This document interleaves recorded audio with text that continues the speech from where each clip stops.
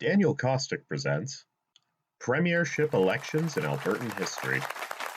This election took place on July 18, 1921, and was the fifth election in the province's history.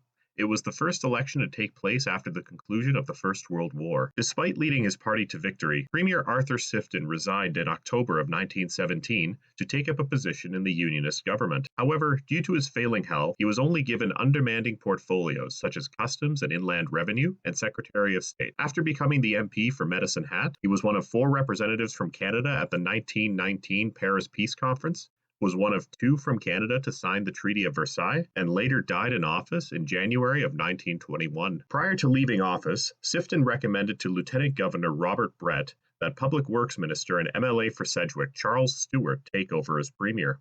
Since the only other serious rival was Attorney General and MLA for Edson Charles Cross, who opposed conscription, Cross was deemed unsuitable for the Liberal establishment.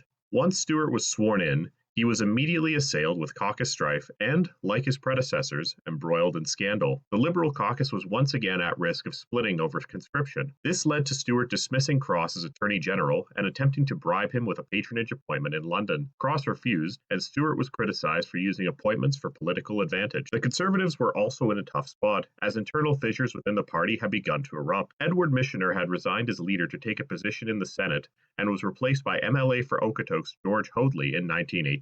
Hoadley, for his part, was unable to quell the tensions in the party and was removed from leadership in 1920.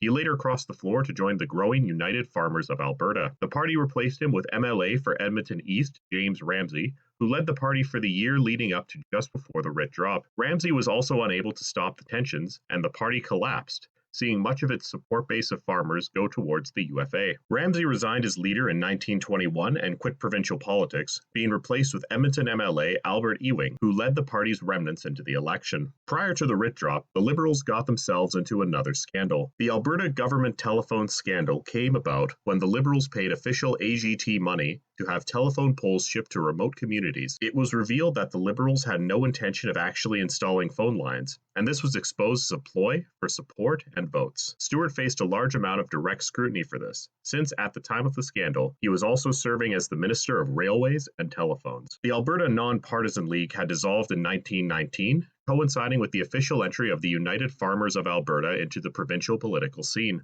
The organization had previously been an agricultural supply cooperative founded in 1909 as a lobbying group for farmers' interests. Their entry into politics was highly controversial, as a number of prominent members, including President Henry Wisewood, feared a breakup of the cooperative. The Labour Party had once again rebranded, this time calling itself the Dominion Labour Party. It was founded as a provincial offshoot of the Federal Labour Party, and following the example of William Irvine in 1917, cooperated with the UFA, at times avoiding running candidates against each other. After Irvine left to pursue federal politics, the party convention named Holmes Jowett as leader. Notably, this iteration of Labour included high-ranking officials from previous iterations, including former Lethbridge MLA Donald McNabb as their first vice president, and current Calgary Centre MLA Alex Ross. During the campaign, the Conservatives dedicated their messaging towards attacking the Liberals for their economic mismanagement. Both major parties struggled to keep up with the rising UFA, who was attracting many farmers' cause and eating away at both party bases. And here are the results.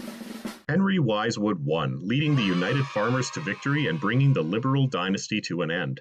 The UFA won 38 out of a possible 61 seats, while securing 28.9% of the popular vote, an increase of 36 seats and 25.9% compared to the NPL's 1917 result. Next came Charles Stewart, whose Liberal Party won 15 seats along with 34.1% of the popular vote, down 19 seats and 14% from 1917. Next came Dominion Labour, which won 4 seats along with 11.4% of the popular vote, jumping up 3 seats and 8.2% since 1917. Finally came Albert Ewing, whose Conservative Party won 1 seat and 11% of the popular vote, dropping 18 seats and 30.8% since 1917. This election drastically altered the Albertan political landscape. It was the beginning of not just a north-south divide, but also an urban-rural one, with the UFA winning in southern rural Alberta and the Liberals winning the major cities and northern rural Alberta. 1921 marked the end of the Liberals' time in power, and to this day they have not held power since. It was also the first election where the provincial party in power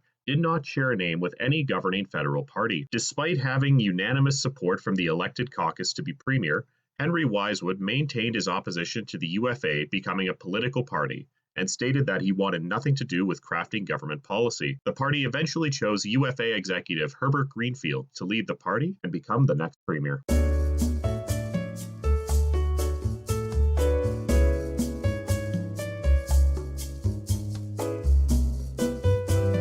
I'll see you in the next one.